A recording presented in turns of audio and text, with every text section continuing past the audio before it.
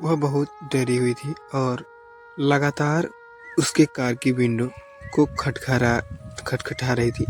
यह देखकर विवेक इरिटेट हो गया और कार की विंडो खोल दी। जैसे ही उसने लड़की का चेहरा देखा, थोड़ी देर के लिए वह उसमें खो सा गया। पतला चेहरा, गुलाबी पलके से उठे गोरी रंग और चौड़ी चौड़ी बड़ी बड़ी भूरी आंखें। डर की वजह से उसके गुलाबी ओठ कांप रहे थे। वह इन्हीं कांपती ओठों के साथ बोली, प्लीज प्लीज प्लीज मुझे बचा लीजिए, वो मुझे नहीं छोड़ेंगे। अब आगे विवेक ने एक नज़र उस लड़की को देखा, फिर सामने की तरफ जहां कुछ आवारा लड़के आते दिखाई दे रहे थे। यह देखकर विवेक ने उसे अपनी कार में बिठाने को कहा। उस लड़की ने वैसे ही किया। विवेक ने कार लॉक कर दी और बाहर आ गया। वो कार पर टिककर खड़ा हो गया। वो लड़के विवेक के पास आए। उन्होंने उस लड़की को कार में बैठा हुआ देख तो उसने से एक लड़का विवेक की तरफ देखते हुए बोला, देखो, तुमसे हमारी कोई दुश्मनी नहीं है, चुपचाप लड़की को हमारे हवाले कर दो और चलते बनो। विवेक भी पूरी एटीट्यूड में बोला, अगर नहीं किए तो। उसने इतना ही कहा था कि एक लड़का उसे मारने के लिए उसकी तरफ आया, पर विवेक ने अपनी शार्प फाइटिंग स्किल से उसका काम तमाम कर दिया। धीरे धीरे उन सभी लड़कों को बेरहमी से मारकर उसकी छुट्टी कर दी। फिर वह कार में आ गया। उस लड़का का डर का बहुत बुरा हाल था। विवेक उस लड़की को काम कराते हुए बोला, डरो मत, मैं उन्हें सबका सबक सिखा दिया है। वह लड़की अपनी टिमटिमाती भूरी आंखों से विवेक को देखने लगी।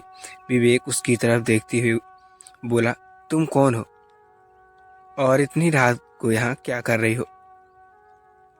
यह लड़की उसकी तरफ देखती हुई बोली, सबसे पहले तो आपका शुक्रिया कि आपने मुझे उन हमारे लड़कों से बचाया। मेरा नाम जीविका है, कॉलेज में फाइनल ईयर्स की स्टूडेंट हूँ। पिछले 2 हफ्ते से मेरा एक्स्ट्रा क्लास चल रहा है, इसलिए घर जाते वक्त लेट हो जा रहा हूँ। आज कॉलेज से घर आते वक्त ऑटो ही नहीं मिल रहा था। जब काफ़ी देर बाद भी ऑटो नहीं मिला तो मैं पैदल ही अपने घर के लिए निकल गई और रास्ते में ये लड़के मेरे पीछे पड़ गए। विवेक जीविका की बात ध्यान से सुन रहा था। वह उसकी तरफ देखते हुए बोला, मुझे अपने घर का एड्रेस दो, मैं तुम्हें ड्रॉप कर देता हूँ।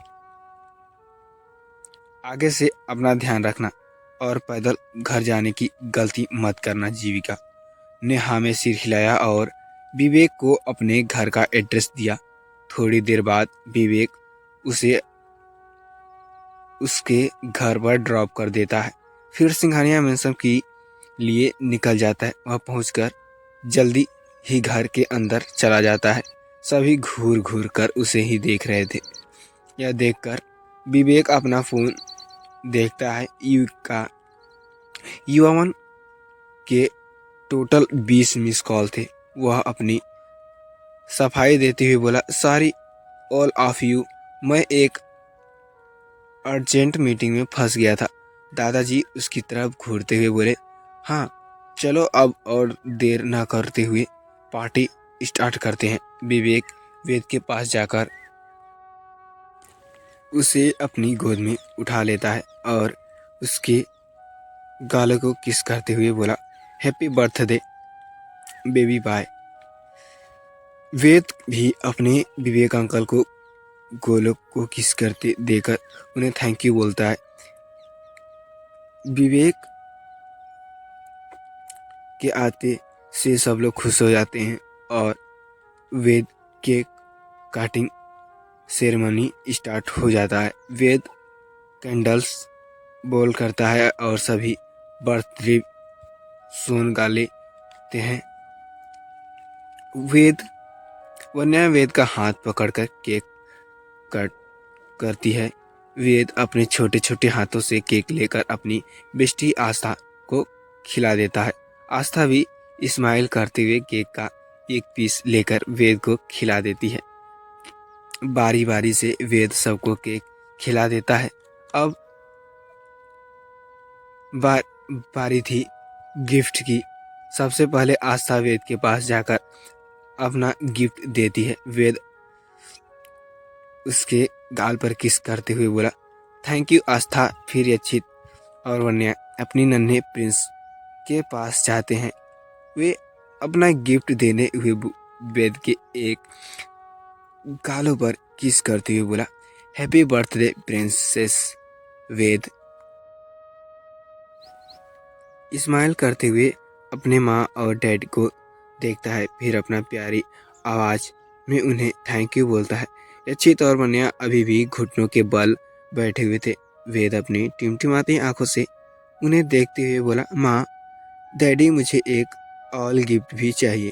अक्षित स्माइल करते हुए वेद की तरह देखते हुए बोला, बोलो मेरे बच्चे, आपको और क्या गिफ्ट चाहिए? डैडी आपकी हर विश पूरी करेंगे। वेद एक नज़र वन्या को भी देखता है। यह देखकर वह स्माइल करते हुए वेद के गालों को किस करते हुए बोला, माँ भी आपकी हर विश पूरी करेंगी बेबी। वेद अपनी मासूम आवाज़ में बोला, माँ डैडी मुझे एक छोटी सी प्यारी सी बेबी मिस्टर सिस्टर चाहिए, जिसके साथ मैं खेलूँगा और उसे बहुत प्यार करूँगा और उसे प्रोटेक्ट भी करूँगा। वहाँ मौजूद किसी भी को भी ये अंदाज़ा नहीं था कि वेद अपने माँ डैड से ऐसी विश मांगेगा, पर सभी बहुत खुश थे। यह देखकर अनय और विवेक मन ही मन खुश होते हुए बोले, वाह बेटा, क्या विश मांगी है। अपने दृष्टि भी स्माइल करते हुए वन्या को देखने लगी। वह खुद भी तो चाहती थी कि एक क्यूट सी प्रिंसेस की मासी बने। अक्षित और वन्या भी बस एक दूसरे को देखते ही रह गए। वेद ने अपनी मासूमियत में अपने माँ डैड के सामने एक बेबी सिस्टर मांगा था। उसे नहीं पता था कि उसकी बेबी प्रिंसेस कैसे आएगी, पर वह उसे प्यार करना चाहता था, उसके साथ खेलना चाहता था। उसके माँ डैड उसके बहुत प्यार करते थे, इसलिए वेद को पता था कि वो उसे उसकी बेबी सिस्टर देंगी। अपनी बेबी की विश सुनकर वन्या को बहुत शर्म आ रही थी। वेद अपनी टिमटिमाती प्यारी आंखों से अपनी माँ डैड की तरफ देखकर बोली, माँ डैडी क्या आप मुझे ये गिफ्ट देंगे? अक्षित ने एक नज़र वन्या की तरफ देखा, जिसका अभी भी शर्म से बहुत बुरा हाल था। फिर वेद की गालों को प्यार से सहलाते हुए बोला, बेटा टाइम आने दो, पर आपको आपकी बेबी सिस्टर मिल जाएगी। पर वेद ने जिद करते हुए कहा, लेकिन डैडी मुझे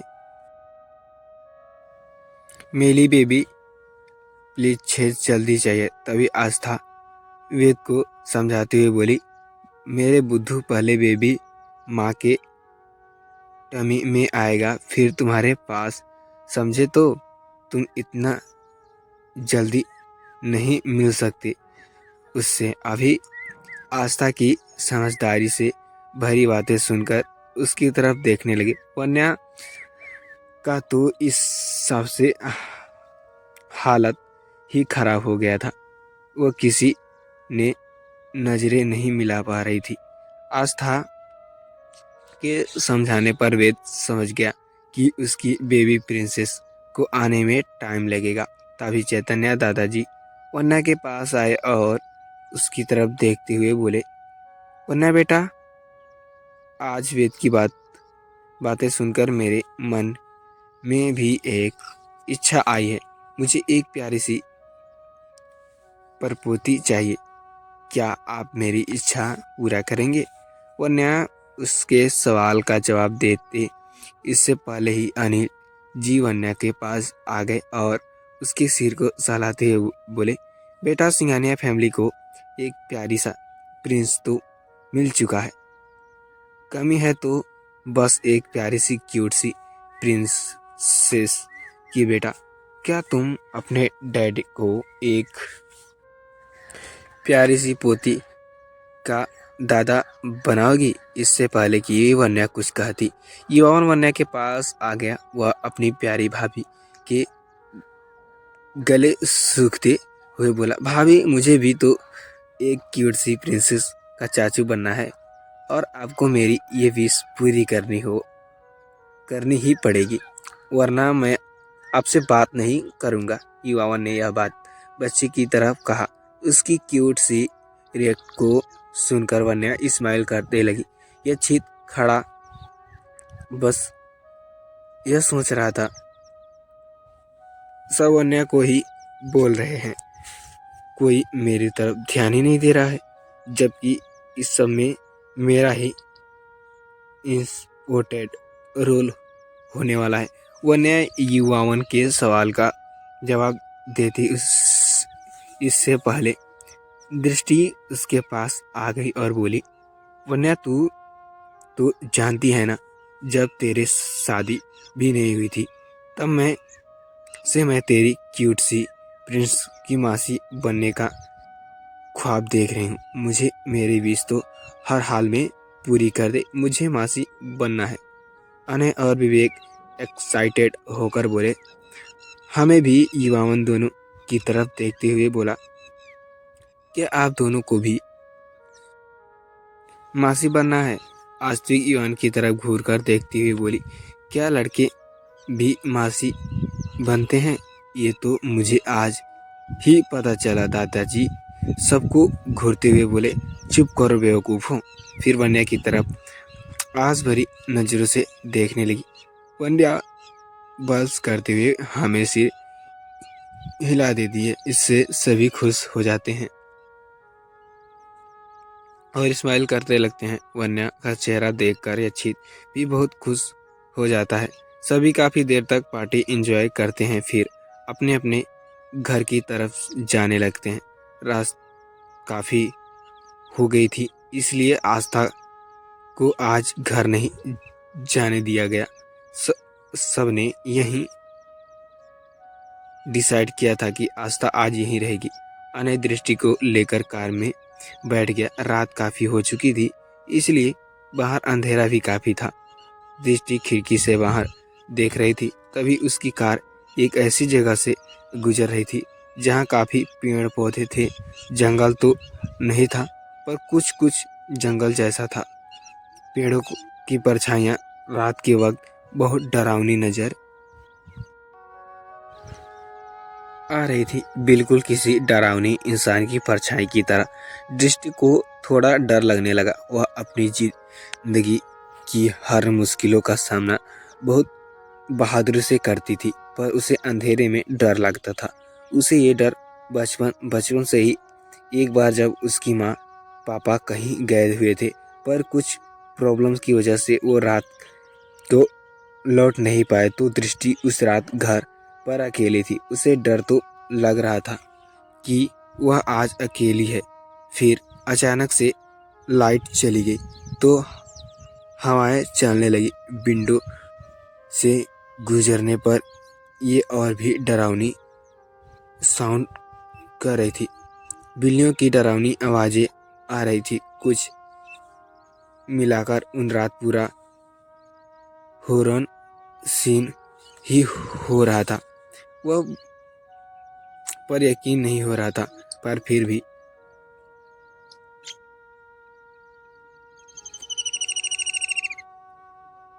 उसके मन में अंधेरे को लेकर ये डर बैठ गया था कि अंधेरे कुछ तो होता है।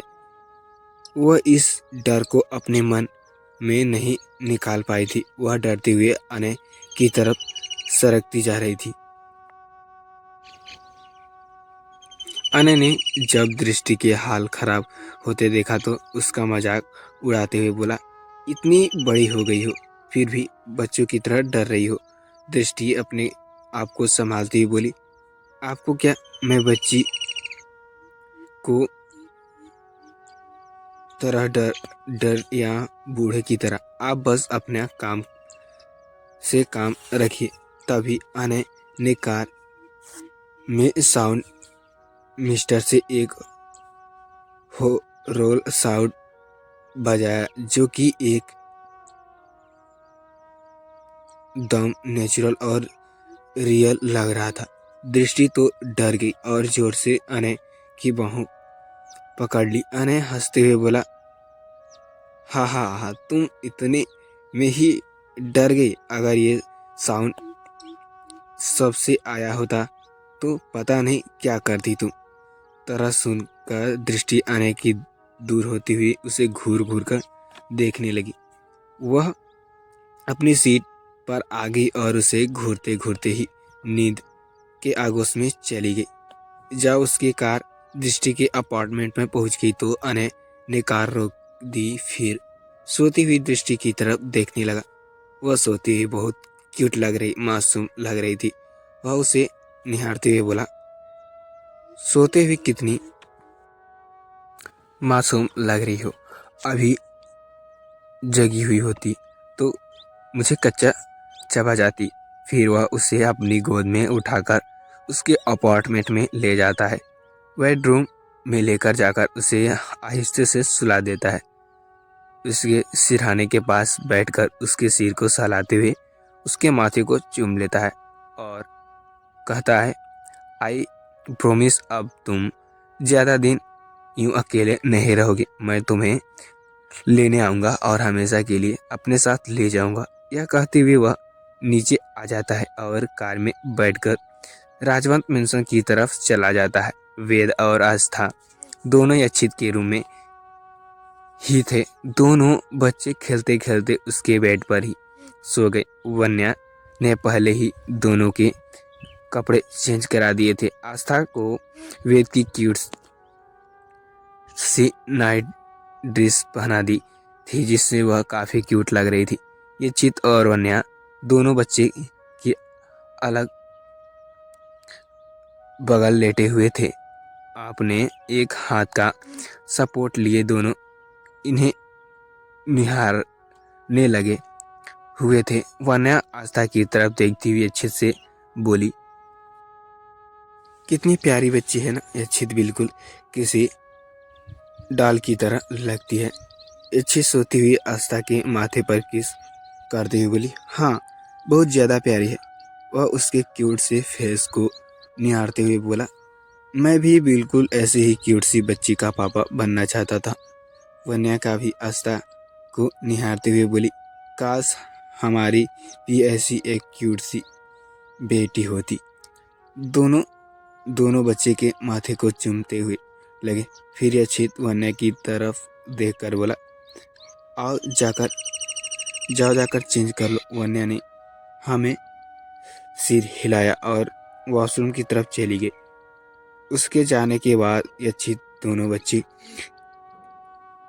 को गोद के कमरे वेद के कमरे में ले जाकर आराम से सुला देते हैं। वहां आकर वह भी फ्रेश हो जाता है। वन्या चेंज करके बाहर आ जाती है और ड्रेसिंग मिरर के पास खड़ी थी। यक्षित बाहर आया और वन्या के पास जाकर उसी पीछे से हक करते हुए अपनी चीन वन्या के शोल्डर पर टीका देता है। वह थोड़ी देर तक वैसे ही रहता है। फिर आहिस्ते से उसे वन्या को अपनी बाहों में लेकर बेड पर आ जाता है और उसे आहिस्ते से सुला देता है। फिर उसके बगल में आकर लेट जाता है। वह वन्या की तरफ मुंह करते उसके चेहरे को अपने हाथों में लेकर उसके माथे को चूमते हुए बोला, वन्या मुझे एक क्यूट सी बेबी का डैडी बनना है, वरना तुम मेरी विश पूरी करोगी। वरना यच्छित की तरफ देखकर स्माइल करती है और उसके होठों पर आहिस्ते से किस करती हुई बोली, यच्छित मुझे भी माँ बनना है। मेरी बहुत पहले से इच्छा थी कि मैं एक क्यूट सी प्रिंसेस की माँ बन। जब मैं आस्था को पहली बार देखा उसी दिन मेरे दिल में ये इच्छा आ गई कि यच्छित वन्या के होठों पर चूमते हुए बोला, वाइफी मैं भी एक क्यूट सी प्रिंसेस का डैडी बनना चाहता हूँ। वेद को उसकी बेबी सिस्टर देना चाहता हूँ। वन्या भी अपनी चमकती टिमटिमाती आंखों से यच्छित को देखने लगी। यह देखकर यच्छित उसके ओठों को अपने ओठों को लेकर उसे किस करने लगा। फिर थोड़ी देर बाद ही वह उसे छोड़ भी देता है। यच्छित उसके माथे को चूमते हुए बोला, मैं तुम्हारे इस मोमेंट को बहुत स्पेशल बनाना चाहता हूँ, जो कि तुम्हारे लिए यह एक यादगार सरप्राइज होने वाला है। वन्या अपनी चमकती आंखों से यच्छित को तरफ देखती हुई बोली, मैं इंतजार करूंगा। यच्छित उसके होठों पर आहिस्ते से किस करते हुए बोला, सो जाओ वाइफी, गुड नाइट। तो भाई लोग आप लोग कमेंट करते थे बड़ा पार्ट के लिए, तो फ्रेंड्स मैं आपके लिए बड़ा पार्ट लेकर आ गया हूँ। तो फ्रेंड्स ये स्टोरी बनाने में बहुत ही ज़्यादा मेहनत लगती है। तो फ्रेंड्स आप भी अपने प्यारे प्यारे हाथों से चैनल पर नए हैं तो चैनल को सब्सक्राइब करके बेल आइकन को ऑल पे प्रेस कर दें, ताकि कोई भी वीडियो नोटिफिकेशन आपको सबसे पहले मिले। तो स्टोरी कैसी लगी कमेंट करके ज़रूर बताएं, और चैनल पर नए होंगे चैनल को सब्सक्राइब जरूर से ज़रूर कर लेना please. Thank you so much.